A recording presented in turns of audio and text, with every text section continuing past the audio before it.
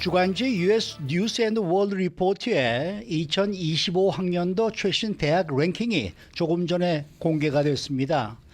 전체 1위는 지난해와 마찬가지로 아이비리그의 프린스턴 대학이 차지했고, 올해 개교 105주년을 맞이한 주립대학 UCLA가 15위에 올라서 UC 선배인 버클리 캠퍼스를 제치고 미국 최고의 공립학교로 우뚝 섰습니다.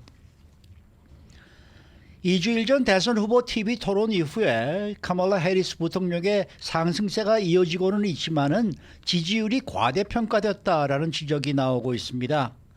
영국의 리서치 기업 포컬 데이터가 어제 공개한 연구에 따르면은 여론조사 응답자들의 실제 투표 참여 가능성을 고려해서 경합주의 설문조사를 보완한 결과 해리스의 지지율은 2%포인트, 2.4%포인트가 깎여야 한다라는 결론이 나왔다는 소식입니다.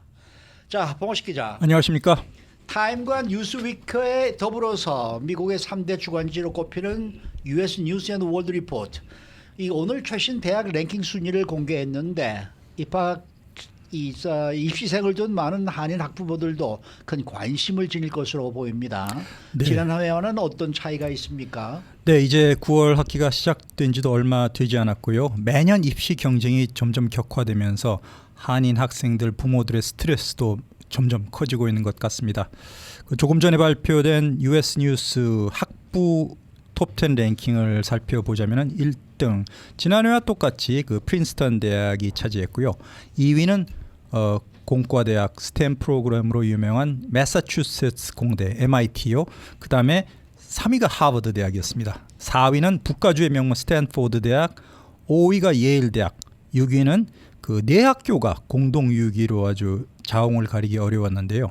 노스웨스턴, 듀크, 존스 홉킨스, 칼텍이 공동 6위에 올랐습니다. 마지막 10위 턱걸이는 펜실베니아 대학 유펜으로 최상위권은 지난해와 커다란 차이가 없었습니다. 그런데 한 가지 주목되는 것은요. 올해 개교 105주년을 맞고 LA의 대표적인 공립학교 UCLA가 전체 15위에 올라서 그 UC 중에서 가장 먼저 설립된 버클리 캠퍼스를 제치고 미국 내 학부 부문에서 주립대학 전체 전국 1위의 영광을 차지했습니다. 대학원 프로그램은 아직까지도 UC 버클리가 UCLA보다 낫다는 평가이지만 학부 같은 경우에는 UCLA가 아주 그 웨스트우드 베벌리힐스 캠퍼스에 있고 안전하고 점점 프로그램을 강화하면서 LA의 그 최고 자부심 주립대학으로 그 떠올랐습니다. 반면에 그 사립 USC 남가주 대학은 아직까지도 그 할리우드 연예인 로리 로플린의 이른바 입시 뇌물 스캔들 후유증 때문인지 올해 27위 한 단계만 오르는 데 그쳤고요. 역대 USC 최고 순위 20등에는 아직 한참 미치지 못하는 그런 모습을 보였고요. 나머지 UC 캠퍼스들 대부분 상위에 올랐는데요. 그 UC 샌디에고가 29위, UC 얼바인과 데이비스가 공동 33위, 그리고 UC 산타바바라가 39위 그 최상위 순위에 포진했습니다. 네, 도널드 트럼프 전 대통령의 모교이자 이번 대선 최대 격전 지역에 자리 잡은 펜실베니아 대학이 6위에서 10위로 떨어진 게 눈길을 끌고 있는데요. 이 유펜이라고 보통 불리잖아요. 27년 만에 가장 낮은 랭킹을 기록한 거라고요. 네, 불과 1년 만에 한두 단계도 아니고 4단계 그 턱걸이 10위에 자리했는데요. 그 공화당 도널드 트럼프 후보 전 대통령은 평소에 틈날 때마다 자기 자신이 세계 최고 명문 대학을 나왔다고 자랑을 했습니다. 나는 유펜 출신이다. 그렇기 때문에 아마도 트럼프 후보가 오늘 이 US 뉴스 랭킹에 대해서 뭔가 또 한마디 하지 않을까 불만의 메시지를 낼지도 모르겠는데요. 그 이렇게 랭킹이 하락한 이유가 지난 여름철에 당시에 리즈 맥일 총장이 의회 청문회에 나와서 표현의 자유를 강조를 했습니다. 다시 말해서 이스라엘을 비난한 친 팔레스타인 시위대를 보호하려는 자세를 보여서 결국 총장직에서 물러난 그 후유증이 생겼고요. 또 학교 측의 미온적인 태도에 분노한 유대계 큰손 기부자들이 돈을 내지 않겠다 이렇게 분노하면서 전국의 고교생들도 다른 대학으로 옮긴 탓이 커서 이 랭킹 변동의 주 원인이 되지 않았나 이렇게 추정이 되고 있습니다. 마치 1980년대에 그 당시에 최고로 유명한 여배우였던 브룩 실즈가 프린스턴 대학에 입학을 했는데 그 때문에 연예인 이미지가 강해지면서 한동안 프린스턴 대학 랭킹이 오르지 않은 경우가 있었는데 이번에도 아마도 반 트럼프 성향 학생들의 입학 기피가 그 한 가지 원인이 되지 않았나 그렇게 파악이 되고 있고요. 마찬가지로 비슷한 유펜과 학내 시위로 아주 큰 홍역을 치렀던 뉴욕 맨하탄의 컬럼비아 대학 역시 올해 13등에 그치면서 2년 전 2위에서 11계단이나 크게 하락했습니다.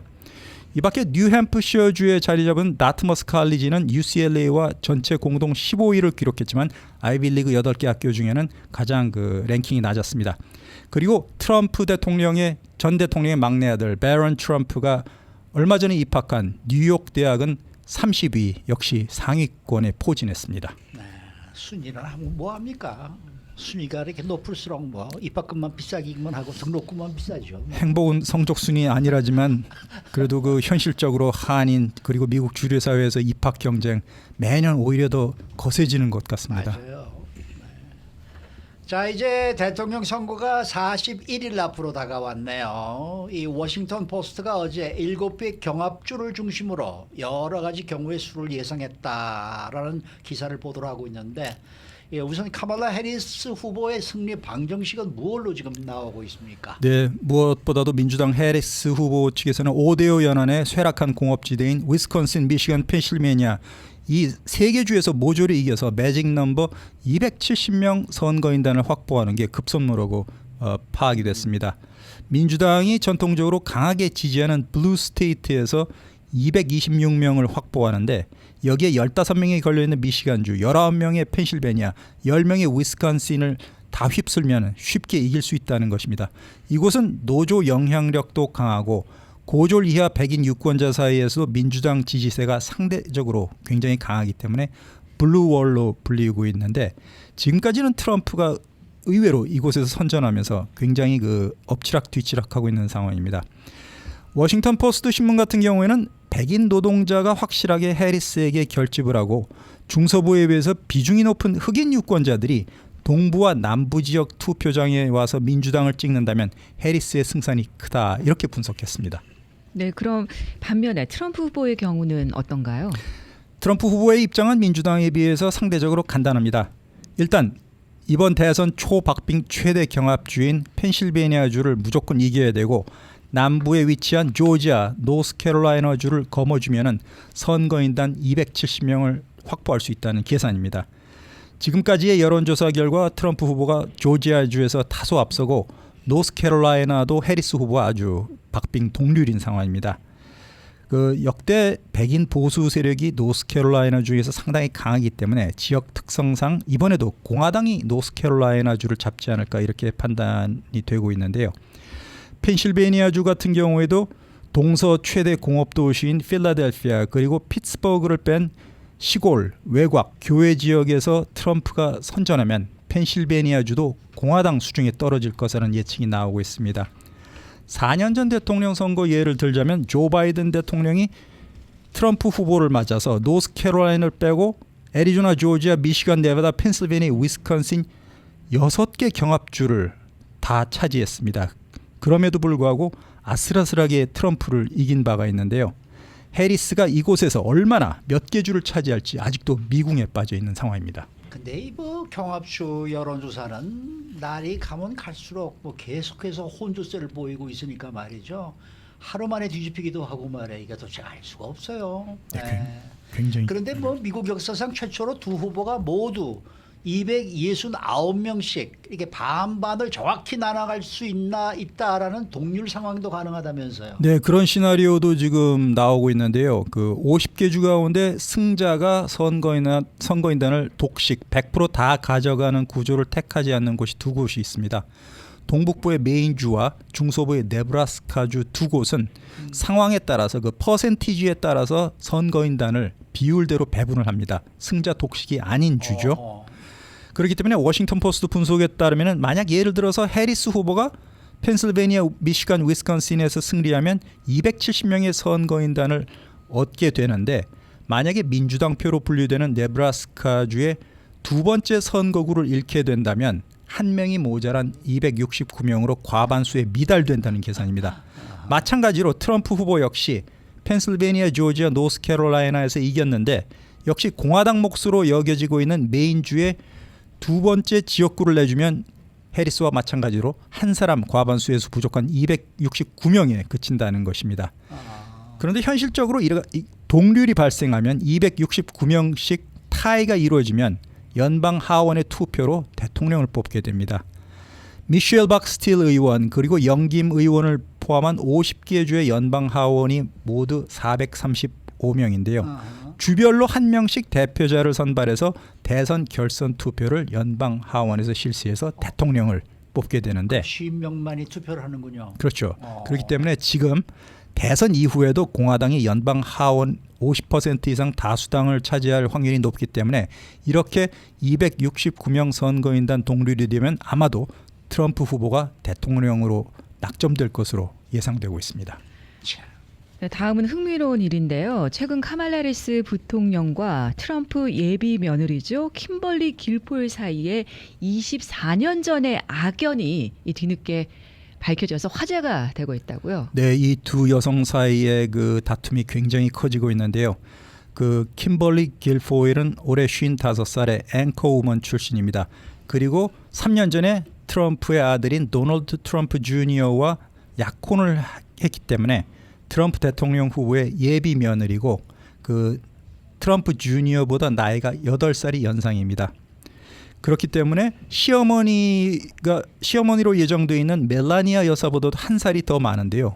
예비 며느리가 뉴욕 타임스에 따르면 이 그 킴벌리 길포일과 해리스 부통령 후보의 악연이 2000년에 발생을 했답니다. 샌프란시스코 검사였던 해리스가 그 당시에 검사직을 알아보던 킴벌리 길포일의 전화를 받고 우리 샌프란시스코는 예산이 없어서 새로운 검사를 뽑을 수 없다. 마치 자신이 검찰청 채용위원회 멤버라도 되는 듯이 거절 통보를 했다는 것입니다. 그래서 화가 난 길포일이 검찰청 아닌 다른 사람에게 확인을 했는데 해리스가 거짓말을 한 것으로 들통이 났습니다. 그런데 우여곡절 끝에 해리스의 방해 공작에도 결국 길포일은 검사로 채용이 됐는데요.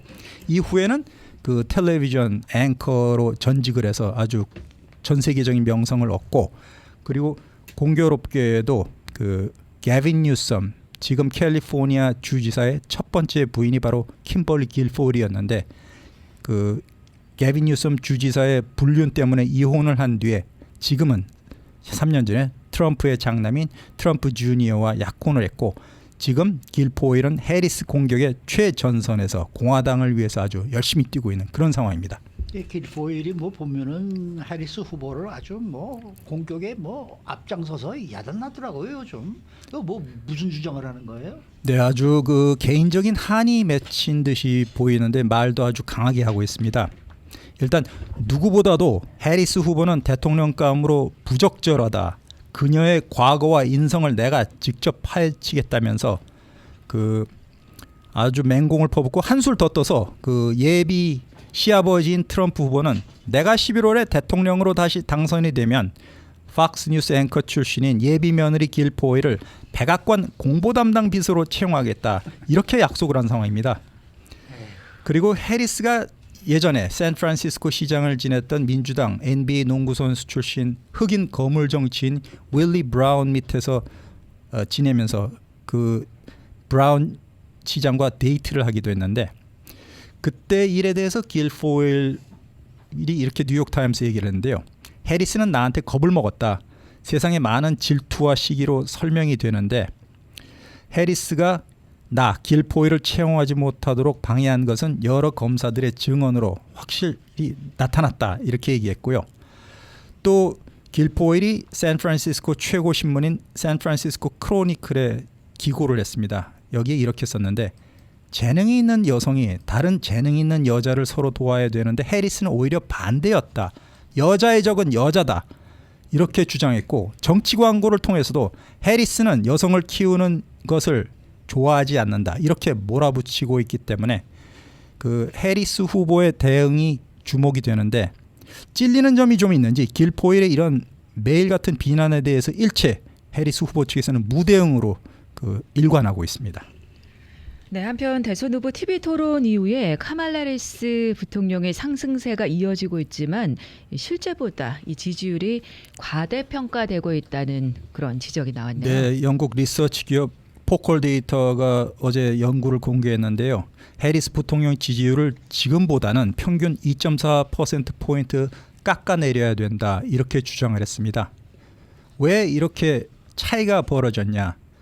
그 여론조사를 보면 투표를 꼭 할 것이라고 참여한 사람 가운데 실제로 투표를 하지 않는 젊은 층이 굉장히 많다는 것입니다. 그렇기 때문에 그 여론조사 대답한 것 자체를 계산하면 실제 투표에서 차이가 많이 벌어진다는 것인데 예를 들어서 30명이 투표를 한다고 가정해서 20명이 해리스, 10명이 트럼프를 찍는다고 가정하면 지지도 격차가 여기서는 10명이지만 실제로 투표할 확률이 70%라고 계산하면 실제 투표장에서 14명이 해리스, 7명이 트럼프를 선택하기 때문에 당초 10사람이던 격차가 7명으로 줄어드는 모순이 발생한다는 것입니다. 그렇기 때문에 아직까지는 해리스 후보의 그 트럼프를 앞서고 있는 지지율이 생각보다 정확하지 않다는 것입니다. 수고 많으셨습니다. 봉화식 기자였습니다.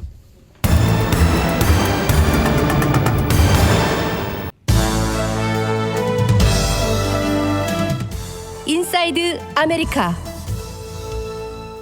요즘처럼 민주당, 공화당 두 당이 분열된 시기에도 동의하는 사실 한 가지가 있는데 바로 미국이 은퇴 위기에 직면해 있다라는 점입니다. 여기에 대해서는 민주공화 양당이 모두 동의하고 있습니다. 또 헐리우드 힐즈의 한 고급 맨션이 그래피티 낙서로 뒤덮이고 말았습니다. 올 초 LA 다운타운 공사가 중단이 된 초고층 건물이 그래피티로 뒤덮인 것과 마찬가지로 이번에는 헐리우드 힐즈에 지어진 이 비어있는 고급 맨션이 그 대상이 되었다고 합니다. 박경영 기자. 네, 안녕하십니까. 최근에 글로벌 투자 회사의 새로운 조사에 따르면은 미국이 은퇴 저축 위기에 직면해 있다는 데는 민주당과 공화당 할 것 없이 모두 동의하는 것으로 나타난다는 소식입니다. 네, 미국에서 은퇴 저축 계좌를 갖고 있는 가구가요, 전체 절반 정도뿐이고요. 소셜 시큐리티 프로그램은 조만간 자금이 바닥날 것이다, 이런 얘기 많이 들어보셨을 거고, 결국 그로 인한 베네핏, 결국 은퇴 비용 전체를 커버하지 못한다는 내용 나오고 있는데요. 이런 가운데 블랙락이 지난달 조사에서 등록 유권자 1000명을 대상으로 미국의 그 은퇴 보장에 대한 의견을 물어봤습니다. 그랬더니 이 응답은 당파를 초월했습니다. 네. 유권자들에게 미국이 은퇴 저축 위기에 있다고 생각하느냐 이렇게 묻자 공화당원 93%가 그렇다라고 대답을 했고요. 민주당원도 86%가 그렇다고 했습니다. 무당파 역시 94%가 그렇다고 밝혔습니다. 그러니까 정당과는 상관없이 10명 가운데 약 9명꼴이 미국은 은퇴 저축 위기에 있다고 여긴 것입니다. 이런 내용은 지난 주말 USA 투데이즈에 실렸습니다. 네, 그만큼 은퇴 후의 생활에 대해 걱정하는 비율도 큰 것으로 조사됐죠. 네, 4명 가운데 3명꼴은 은퇴 후 생활에 대해 우려를 나타내고 있습니다. 공화당원 4분의 3이 은퇴 후에도 생활 수준을 유지하지 못할 것을 우려한다고 답했고요. 민주당원도 4분의 3, 비슷한 비율이 그런 걱정을 표했습니다. 무당파에선 약간 적은 비율이 그에 동의했습니다. 그러니까 이번 조사에서는 은퇴 보장과 관련해서 몇 가지 다른 지표에 대해서도 이 양당이 광범위하게 동의하는 것으로 지금 나타나고 있는 거죠. 그렇습니다. 은퇴 생활을 위해 필요한 저축이 얼마나 있어야 하는지에 대해서도 비슷한 대답이 나왔습니다. 공화당원은 은퇴 생활을 위해서 평균 210만 달러 저축이 필요할 것으로 생각했고요. 민주당원은 200만 달러로 큰 차이가 나지 않았습니다. 다만 무당파는 좀 더 많은 돈이 필요할 것으로 봤는데요. 300만 달러가 필요할 것으로 내다봤습니다. 네, 금액으로만 말하자면 상당히 크게 느껴지는데요. 이처럼 생각은 하지만 실제 은퇴를 위해 저축한 돈은 그에 한참 못 미칠 것 같습니다. 맞습니다. 설문조사에 참여한 민주당원, 공화당원, 무당파 약 3분의 2가 은퇴를 위해 저축한 금액은 15만 달러 미만이라고 밝혔습니다. 또 민주당원과 공화당원 4분의 1은요. 비상시에 대비 저축이 없다고 답했고요. 무당파는 그게 29%로 나왔습니다. 네, 이번 조사에 몇 살에 과연 은퇴를 할 것이냐라는 그런 조사도 있었다면서요. 평균적으로는 63살에서 64살 정도였는데요. 민주당원과 무당파는 평균 64살에 은퇴할 것으로 예상했고요. 공화당원은 평균 63살에 은퇴할 것으로 예상했습니다. 네, 이번 조사 결과가 이 분열된 시기에도 정당 간의 경계를 넘나드는 은퇴 두려움을 잘 보여준다는 평가죠? 네, 아무래도 대선을 앞두고 그 어느 때보다 분열된 시점이다 보니 그런 점이 더 눈에 띈다는 지적입니다. 전문가들은 은퇴 보장의 경우엔 모든 사람들의 관심사라고 말했는데요. 그래서 정치적으로도 이렇게 갈등이 심한 시기에조차 정당의 경계를 넘어서서 문제가 된다고 했습니다. 나이를 먹고 재정적으로 안정된 은퇴를 준비하는 것. 모두의 문제이자 모두의 기회로 우리 모두가 함께하는 것이라고 무당파 한 조사 연구기관의 캐서린 콜린스 CEO는 말했습니다. 그러니까 은퇴를 했거나 은퇴를 앞둔 사람들이 직면한 이 두 가지 난제에 대한 새로운 증거를 이번에 제공하고 있다라는 분석이 나오던데 이 두 가지 난제가 뭐예요? 하나는 은퇴 저축 금액이고 다른 하나는 은퇴 연령입니다. 아이. 네, 첫 번째는 미국인이 은퇴를 위해서 저축하는 금액과 실제로 필요한 것으로 생각하는 금액 사이의 격차가 너무 크다는 점이었고요. 두 번째는 미국인들이 은퇴할 것으로 예상하는 시점 그리고 실제로 은퇴하는 시점의 차이입니다.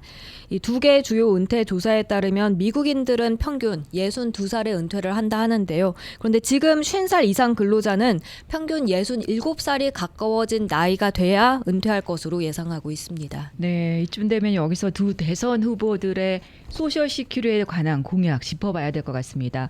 민주당 대선 후보 카말라 해리스 부통령과 공화당 대선 후보 도널드 트럼프 전 대통령은 각각 어떤 공약을 밝혔습니까?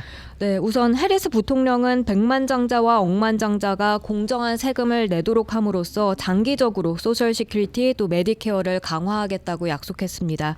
부유한 탈세자들을 단속하고 부유한 개인 또 부유한 기업들의 세율 인상으로 해서 새로운 수익을 올리겠다고 약속을 했던 조 바이든 대통령을 뒤따르는 것이라고 USA 투데이는 전했습니다. 그런가 하면 도널드 트럼프 전 대통령은 소셜 시큐리티에 있어서 베네핏을 보호하겠다고 약속을 하긴 했는데 정확하게 어떻게 보호할 것인지 세부 사항을 제공하진 않았습니다.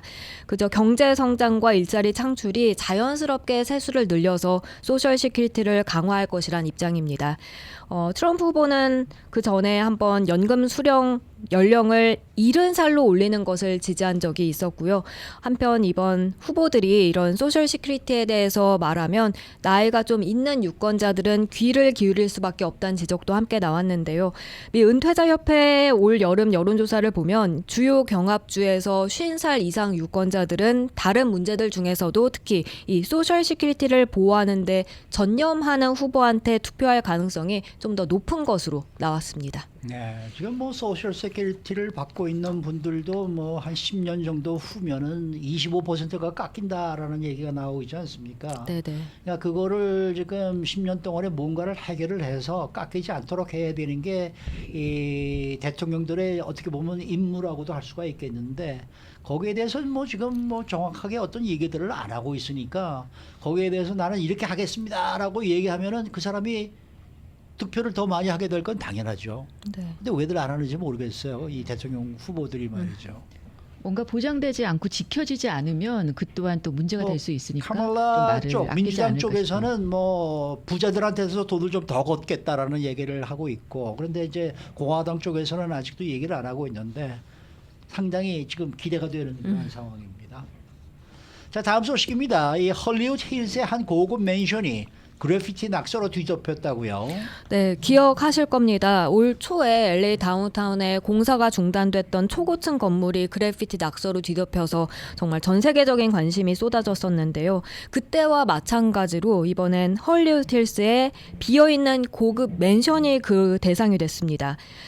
주류 방송 어제 보도를 보면 헐리우드 힐스 지역 선셋 플라자 드라이브에 위치한 4층 높이 맨션 건물 곳곳에 그래피티 낙서가 그려졌습니다. 지난주만 하더라도 이 맨션 마치 새로 페인트를 칠해 놓은 듯 깨끗했는데 지난 주말에 그렇게 그래피티 낙서로 뒤덮이고 말았습니다. 네, 이 맨션에 이슈가 된 게 이번이 처음이 아니라고요. 네, 2022년 1월엔 LAPD가 이 맨션에 불법적으로 반려견과 함께 살고 있었던 무장한 남성을 체포한 적이 있었고요. 또 작년 8월엔 무단 침입자들이 이 맨션의 건물벽 또 수영장의 가구들에 그래피티 낙서를 하는 등 주택을 훼손시켜서 경찰이 또 한 번 출동했었습니다. 그런데 이번에 다시 이렇게 그래피티 낙서로 또 이슈가 되고 있습니다. 이 맨션 소유주가 누구인지가 나왔습니까? 네, 이 맨션 주인 존 P. 미들턴이라는 사람인데요. 필라델피아 필리스의 구단주인 억만장자 존 미들턴의 아들입니다. 이 존 P. 미들턴은 지금 말씀드린 선셋 플라자 드라이브에 말고도 멀홀랜드 드라이브에도 역시 고급 맨션 하나를 또 소유하고 있습니다. 그리고 이 멀홀랜드 드라이브 맨션 역시 장기간 비어진 상태에서 지난주에 그래피티 낙서로 뒤덮였었습니다. 네, 이 이웃들이 이 두 맨션들을 골칫거리로 여기는 모습이라고요. 네, 헐리우드 힐스 이 맨션의 가치가 약 1,000만 달러에 달합니다. 그 주변도 뭐 그와 비슷한 맨션들이 위치해 있고 상당히 부유한 동네인데요. 그런 곳에 무단 침입자들이 자꾸 들락날락거리고 그래피티 낙서로 흉물로 이렇게 방치되다 보니까 이웃으로선 좋을 리 없습니다. 한 이웃은 집주인이 맨션을 수리하거나 아니면 아예 철거하는 등 어떻게든 문제를 해결해야 한다고 말했고요. 이 맨션은 지역 사회 모두의 상당한 안전 문제를 제기한다고 지적했는데요. 무책임한 집주인, 자신의 부동산에 대해 책임을 져야 하고 그렇지 않다면 시정부에서 조치를 취해야 한다는 입장 나타내고 있습니다. 뭐 위치도 상당히 좋은 고급 맨션인데 왜 이렇게 방치를 해놓는지 알 수가 없네요. 이 시정부에서는 어떤 조치를 지금 취하고 있는 거예요? 이 맨션이 위치한 지역구가 LA시 4지구인데요. 4지구 니띠아라만 시의원은 LAPD와 또 LA시 건물 안전국에 연락을 취해놨다고 밝혔고요. 두 부동산 소유자가 지금 심각하게 법을 위반한 것이다 이렇게 전했고 또 LA시 건물 안전국에 이 문제를 제기해서 단속이 최대한 빠르게 진행되도록 조치를 취했고 당국이 두 맨션을 찾아가서 조사, 평가를 하고 보안 조치를 수립했다 이런 내용 전했습니다. 네, 수고 많으셨습니다. 고맙습니다. 박현경 기자였습니다.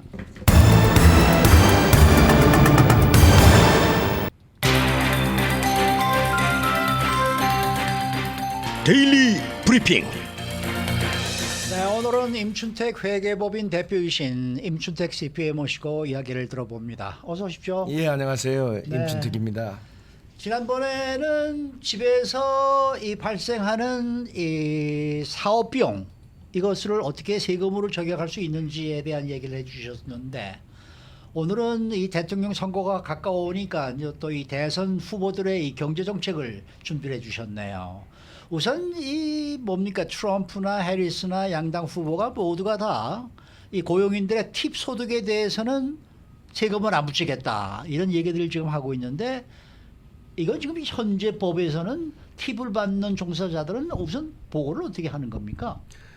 예, 팁을 받으신 분들이 전체 노동자의 한 300만 명이 된답니다. 어허. 그 300만 명 중에서도 주로 많이 있는 데가 네바다주래요. 네바다 그래서 그렇겠네. 그래서 트럼프도 네바다에 가서 이 공약을 이야기했고 해리스도 네바다에 공약을 해서 네바다는 스윙 스테이트라고 해서 어떨 때는 공화당, 어떨 때는 민주당이 당선되니까 그렇죠. 캘리포니아 같은 경우에는 트럼프나 해리스는 한 번도 안 와요. 어허. 여기는 그냥 무조건 해도 무조건 다 민주당이다. 민주당인데요. 그러니까 안 오는데 아리조나, 플로리다, 무슨 뭐 이런 조지아주 이런 데에서는 번질나게 왔다 갔다 그렇죠, 가죠. 그렇죠. 근데 여러 가지 많은 세금 정책에 관련된 거, 뭐 국방, 외교, 재정 정책 이걸 다 이야기한다는 것은 제 분야가 넘어서니까 그 중에서도 이제 세금 정책을 뭘 할 것이냐는 거에 대해서 그래도 여러 가지 차이가 많아요, 둘이가.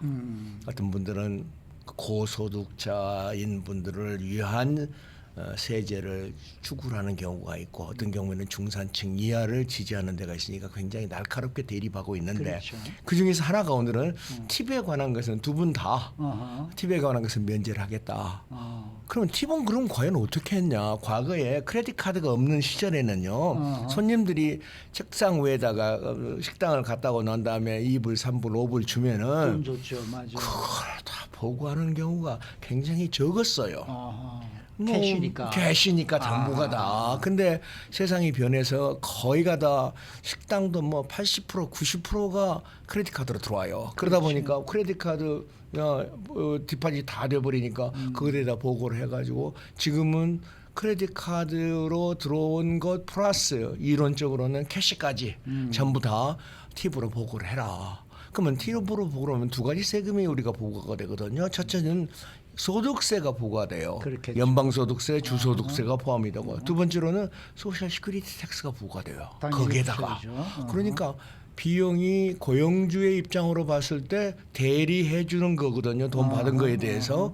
그러니까 거기에 부담도 많고 그다음에 그 소셜 시큐리티 텍스의 부담도 물론 뭐 65세 되면은 그 혜택이 있다고 하지만은 매일매일 살아가시는 그 서버들의 입장에서 봤을 때는 단돈 1불도 중요하니까 그걸 안 해줬으면 좋겠다고 하는 것을 오랜전부터 이야기를 하고 있었는데 네. 이번에 양 팀들이 다 그건 공약을 했는데 소득세만 공제를 해줄지 소셜 시큐리티 텍스까지 공제를 해줄지 이것은 누가 대통령이 되고 난 다음에 거기에 이제 재무장관이 IRS에서 입법화해야만 할 수 있는 것이지 지금은 이렇게 될 거다라고 이런 것은 추정에 불과하는 거죠 지금은.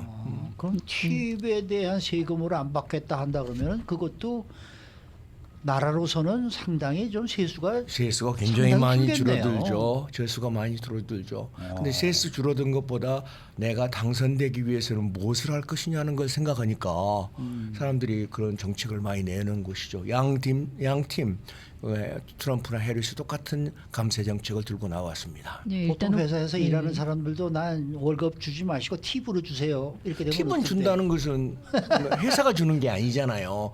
손님이 주는 것 아닙니까? 그러니까 저희는 내가 어떻게 되는 건가요? 손님이 청취자분들이 되는 건가요? 그렇죠. 그러니까 네. 명칭만 살짝 바꾼다는 게 말이 안 되는 거예요. 말이 아니고 돈의 출처가 어디냐? 아, 좀 좋은 서비스로 여러분들한테 뉴스를 전해야 될 것 같습니다. 네, 월스트리트 저널이 팁 종사자들의 평균 팁률 발표한 바 있는데요.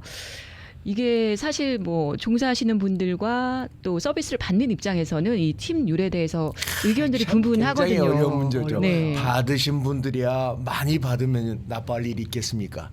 주는 분들은 물가도 올랐지, 설렁탕 값도 올랐지, 세일스 텍스도 올랐지, 거기다 대고 팁까지 많이 오른 것을 내려고 하니까 보이지 않는 짜증이 약간은 있는 것 같아요. 뭐 그게 종사하시는 분들한테는 미안한 이야기입니다만은 가능하면은 그런 합일점을 찾아가기 위한 투쟁들을 하고 있는 것 같아요. 우리가 보통 했을 때 15% 주면은 acceptable, 뭐 인정할 만하다. 보통 그런데 20%가 넘어요. 맞아요. 그리고 난 다음에 테이크아웃 푸드를 할 경우에도 5%인지 10%. 그다음에 딜리버리 할 때는 좀 더 많아가지고 10%에서 20%. 바 같은 데서는 $1 or $2 per drink. 그다음에 뭐 벨보이들한테는 $1 or $2 per bag. 뭐 그다음에 하우스키핑 아줌마들한테는 하루에 2불 내지 5불씩 주는 것들이 많이 일상화되어 있는데 그래도 미국이라는 나라가 그래도 팁의 문화가 아직까지도 존재하고 있는데 일본, 한국, 유럽 정착이 안 돼 있어요. 그렇기 때문에 서비스 개선에 여지가 있고 문제가 좀 있다고 생각하고 미국은 좋긴 좋은데 그것을 낼 만한 그 모든 사람들의 인식이 바꿔져야 되지 않겠는가. 어디 가서 보시면은요.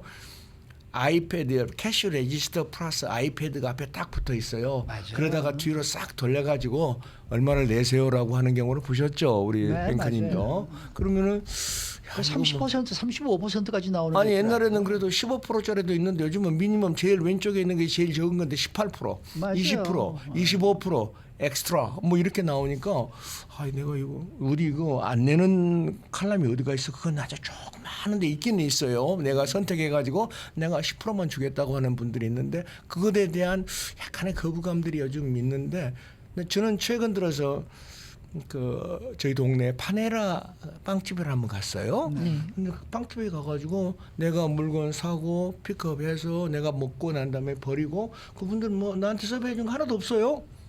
그런데 돈을 내려고 했더니 노팁 $1, $2, $3. 오히려 제 마음이 뭐 $2 주나서 $3 내가 15% 18% 25% 했으면 조금 그랬을 건데 그것은 그 이런 팁의 문화의 변화에 대해서 대규모 프랜차이즈들은 변화하고 있는 것 아닌가. 저기 스타벅스도 그렇다고들 제가 이야기 들었습니다. 나름 좀 부담 없이 팁을 좀 달라는 그런 의미에서 그렇게 금액을 정했을까요? 그렇죠. 왜냐하면은 10, 20, 30%면 좀뭐 네. 금액이 40% 50%면은 6불, 7불, 8불 이렇게 나오지 않습니까? 근데 여기까지 내가 줘야 되나? 야, 그러지 말고 내가 1, 2, 3불로 딱 나왔으면 그걸로 주면 나는 또 준 사람으로서도 뭐 서비스에 대한 보상을 하는 것도 좋고 또 기분도 좋아야 되죠. 돈을 많이만 준다고 해서 기분 좋은 건 아니잖아요. 되게 난감한 상황이 계산을 할 때 그 계산을 도와주는 분 바로 앞에서 그걸 하게 되잖아요. 그리고 요즘 들고 다니는 그 크레딧 카드 네네. 머신도 있어요. 그래놓고 자기는 얼굴 안 보겠다고 이렇게 돌리는데 그것도 좀 부담스럽고 그래요. 커스텀 란을 눌러서 또 계산을 해서 그 금액을 집어넣고 하니까 어. 좀 민망함이 좀 2배가 되더라고요. 그러니까요. 그러니까 미국은 모든 게 다 이 크레딧 카드로 거의 하면서 그 계산서 자체에 팁을 쓸 수 있는 그런 시스템이 되어 있는데 유럽에 가 보면은 유럽은 그렇게 무슨 이렇게 태블릿을 이렇게 내놔도 사실 팁을 표시할 수 있는 칸이 없어요. 그러니까요. 그러니까 유럽이나 이런 데 가면은 꼭 캐시를 꺼내줘야 돼. 그럼요. 그러니까 그거는 그야말로 그 저 종업원들이 그냥 부수입으로 가져가는 팁이 되더라고요. 그것도 미국은 안 되잖아. 미국 관광객이나 되니까 그 아. 문화에 젖어 있는 우리 맞아요. 미국 사람들이 네. 유럽을 여행하거나 한국에 여행하면은 그걸 약간씩 내죠. 그 다른 분들은 그것까지도 안 낸다는 말이 있습니다. 근데 그 영수증 보면은 뭐 팁 있는 거는 뭐 잘 이해를 하겠는데 서비스 차지라고 돼 있는 건 그렇죠. 뭐라고 우리가 해석을 해야 돼요? 팁은 고객이 그 인플로이한테 주는 인플로이의 돈이죠. 그렇죠. 근데 서비스 차지는 회사 주인이 가져가는 돈이에요. 오. 그러니까 맨다터리로 뭐 15% 뭐 18% 많이 붙이고 있는데 그건 대개 다 뭐 호텔 같은 데나 그다음에 뱅퀴스를 하는 데에서는 당연하게 받고 그다음에 그것은 종업원한테 나눠지는 것은 아니고 회사가 그 돈 갖고 회사의 경비로 쓰든지 아니면 종업원 페이롤에 쓸 수 있도록 허락해 주는 것을 이야기하는 겁니다. 아, 그렇구나. 네, 또 궁금한 게 있는데요. 물론 뭐 믿고 그 서비스를 내가 받은 분한테 그 팁을 돌려주는 의미에서 팁을 하는 건데 우리가 내는 이 팁 정말 공정하게 배분이 되고 있을까? 궁금할 때가 있어요, 사실. 궁금하죠. 네. 그래서 굉장히 캘리포니아가 굉장히 까다로운 법을 만들어 놓은 게 이 팁을 어떻게 관리하느냐. 이건 아무로 봐도 이게 주인이 관리해 버리면 주인이 가져가 버릴 수도 있지 않습니까? 그렇죠, 그러니까 그렇죠. 주인 가져가지 말아라. 그다음에 매니저 손대지 말아라. 굉장히 하고 그다음에 다이렉트리 서비스와 관계된 사람만 가져가라. 근데 참 애매모호할 때가 있잖아요. 예. 그다음에 그 식당 그 주방에서 일하는 사람들은 관련이 있습니까 없습니까? 쉽지가 않잖아요. 그다음에 그러다 보니까 어떤 문제가 있냐면 매니저라 해서 직급은 올라줬는데 월급은 조금밖에 안 올라. 그런 사람은 매니저라고 해서 팁을 못 가져가. 일은 많이 하는데. 그러니까 저기는 어떤 사람은 매니저 나 안 하고 싶다. 헤드 서버 정도 직책을 주라. 그러면 돈을 받아가고. 캐시어는 야 너는 그 했냐 안 했냐. 굉장히 이슈가 많이 있어요. 그럴 때는 캐시 팔러시 그러니까 팁 풀링 팁은 한꺼번에 다 모아가지고 나눠가자 하는 팔리시를 만들어요. 굉장히 엄격하게 다뤄야 돼요. 주인은 숟가락을 얹을 수 없게끔 되어 있어요. 그리고 왜 그렇게 해놓냐 하면은 페어하게 인플로이가 아니 그러니까 고객이 주는 돈을 인플로이가 깨끗하게 정확하게 나눠 가질 수 있도록 와칭은 해라.